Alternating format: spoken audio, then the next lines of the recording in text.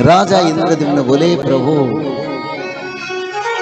आपको चारों युग में भोजन नहीं मिला, शांति नहीं मिला और क्या नहीं मिला, ना नींद मिला, ना कभी अपने परिवार के साथ आप समय दिए। तो इसीलिए प्रभु रात्र अर्ध मानो तो कबाट पड़ू थिबो, खाऊ भुंजु जगन्नाथ हाथ न सुखियो। ये उड़िया में लिखा है।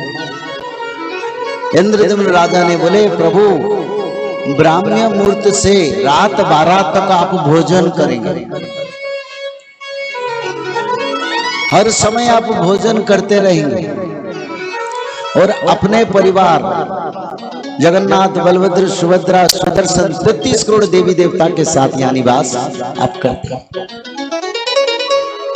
और प्रभु आप इतना भोजन करेंगे, इतना भोजन करेंगे, इतना भोजन करेंगे, आपके हाथ से पानी सूखेगा नहीं, एक भोजन के बाद दूसरा भोजन। तो जगन्नाथ जी बड़ा आनंदित हो गए और बोले, तथास्तु। आप जगन्नाथ मंदिर को रात 1 बजे जाएंगे, भोजन मिलेगा, प्रसाद आएगा। सुबह ब्राह्मण मुहूर्त में जाएंगे, प्रसाद मिलेगा। कभी जाएंगे, किसी वक्त जाएंगे। 56 प्रकार नहीं, करीब 600 प्रकार का भोग जगन्नाथ जी से लगता है, क्योंकि राजा इंद्रद्युम्न ने वर मांगे और जगन्नाथ जी शांति से बैठे हैं 33 करोड़ देवी देवता के साथ। 10 लाख भक्त जाएंगे तभी प्रसाद मिलेगा, 50 लाख जाएंगे तभी प्रसाद सबको मिलेगा। कमी नहीं है, रोसाई तो एक ही होता है, कमी नहीं होता है।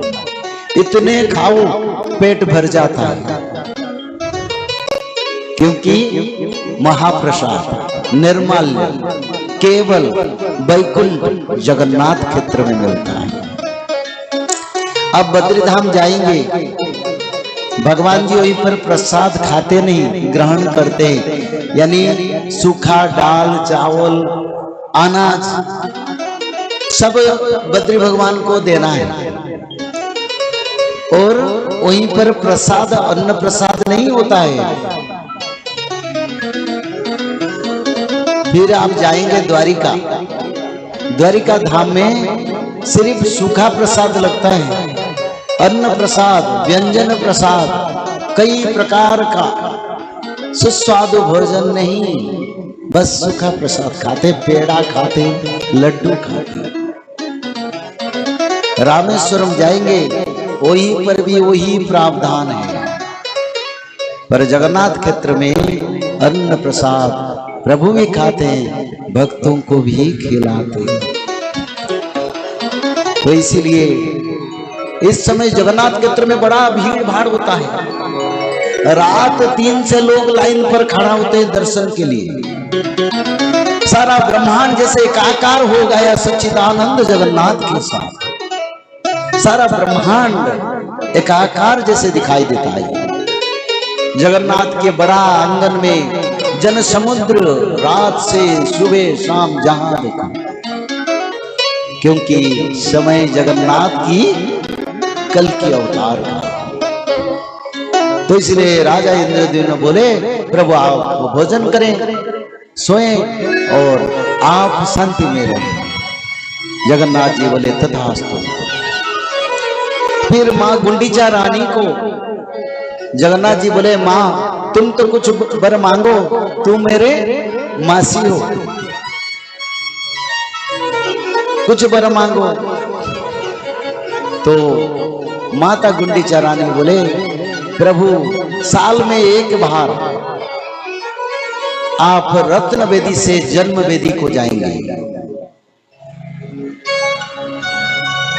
दक्षिणायन से उत्तरायण यात्रा होगा और नव दिनांक रथ यात्रा होगा। आप मेरे घर को जाएंगे, मैं आपको खिचड़ी खिलाऊंगा, कृष्ण कान्हा को जिसे माँ जसोदा ने खिलाया, और मेरे घर में आप 9 दिन निवास करेंगे। 9 दिन, नव दिनांक रथ यात्रा।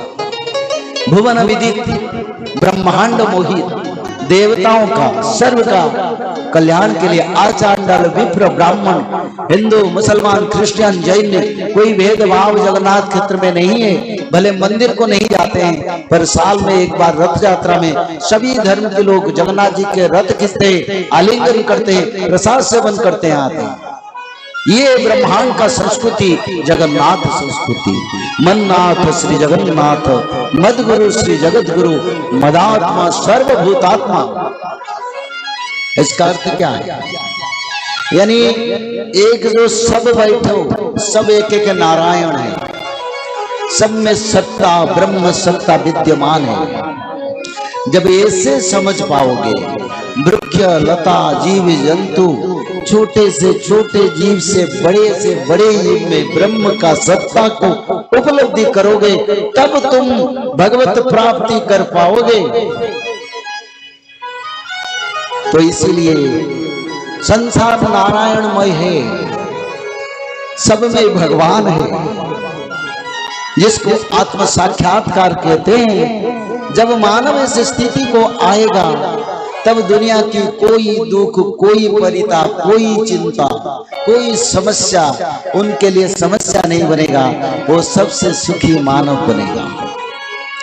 बोलिए सच्चिदानंद भगवान की जय हो। जय श्री माधव। जल प्रलय, महामारी और भूकंप, अग्नि प्रलय, वर्ल्ड वार 3 और महाविनाश, ये तो एक दिन होना ही है। लेकिन इस सब से आप बच कैसे सकते हैं? सबसे पहले नॉनवेज खाना छोड़ दीजिए, अंडा भी नहीं खाना है, और किसी भी तरह का नशा मत करिए, और गलत काम मत कीजिए, और सत्य प्रेम दया क्षमा और शांति का आचरण कीजिए। और 3 चीज कीजिए, उसमें से सबसे पहला है त्रिकाल संध्या यानी त्रिसंध्या। उसको दिन में 3 बार करते हैं। जैसे सुबह में करते हैं ब्रह्म मुहूर्त में, सुबह 4 बजे से लेकर के 6 बजे के बीच में आप कभी भी कर सकते हैं। लेकिन आपको समय नहीं मिला तो समय आप आगे पीछे कर सकते हैं, आधा घंटा 1 घंटा पीछे कर सकते हैं। दोपहर में 11:30 बजे से लेकर के दिन का 1 बजे तक कर सकते हैं, उसके बीच में शाम को 5 बजे से लेकर के 6:30 बजे तक कर सकते हैं। दिन भर में 1 बार नहा के त्रिकाल संध्या जरूर करें। बाकी समय आप हाथ पैर मुंह धोकर भी कर सकते हैं, और 3 बार आप श्री गंगे बोल करके स्टार्ट कर सकते हैं। जो दूसरा उपाय है वो है श्रीमद् भागवत महापुराण पठन। दिन में 1 अध्याय जरूर पढ़े, दिन भर में 1 अध्याय जरूर पढ़े, वो भी ना हो सके तो 1 पन्ना तो जरूर पढ़े। अगर उतना भी समय नहीं है तो 1 श्लोक जरूर पढ़े। तीसरा उपाय माधव नाम का जप करें, निरंतर करें, कोई भी काम करते हुए करें, हमेशा माधव नाम का जप करें। त्रिसंध्या का पीडीएफ, श्रीमद् भागवत महापुराण का पीडीएफ और भविष्य मल्लिका का फ्री ई बुक भविष्य मल्लिका पुराण, ये सब आपको डिस्क्रिप्शन बॉक्स में मिल जाएगा। भविष्य मल्लिका के बारे में अधिक जानकारी के लिए आप भविष्य मल्लिका के वेबसाइट पर संपर्क कर सकते हैं bhavishmallika.com। और अधिक जानकारी के लिए भी कल्कि अवतार ऑफिशियल चैनल को देख सकते हैं, जहाँ पर मल्लिका के बारे में खुलकर बातें रखी गई है, जहाँ पर आप लगभग 1000 जितना वीडियो आपको देखने को मिल जाएगा। और भी आपको अधिक जानकारी जानना है त्रिसंध्या के बारे में और कोई आपको सवाल है तो नीचे दिए गए नंबरों पर आप संपर्क कर सकते हैं।